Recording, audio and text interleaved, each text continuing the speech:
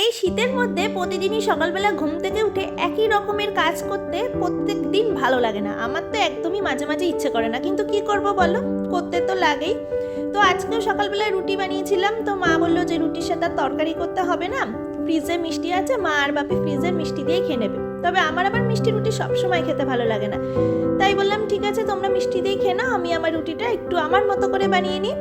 তো সেই জন্য দেখো রুটিটা নিয়েছি, রুটিটাকে এক সাইডে কেটে ওর ওপর দিয়ে টমেটো কেচাপ লাগিয়ে একদিকে পেঁয়াজ, তারপরে ডিম সেদ্ধটাকে গোল গোল করে কেটে ওর মধ্যে ডিম সেদ্ধ, টমেটো কুচি আর একদিকে গ্রেট করা পনির দিয়েছি, তারপরে গোলমরিচের গুঁড়ো দিয়ে র্যাপ করে নিয়ে তারপরে তেলে এপিটোপিট ভেজে নিয়েছি। তোমরা যদি বাচ্চাদের জন্য বানাও তো অবশ্যই তেলের বদলে বাটার দিয়ে ভাজবে।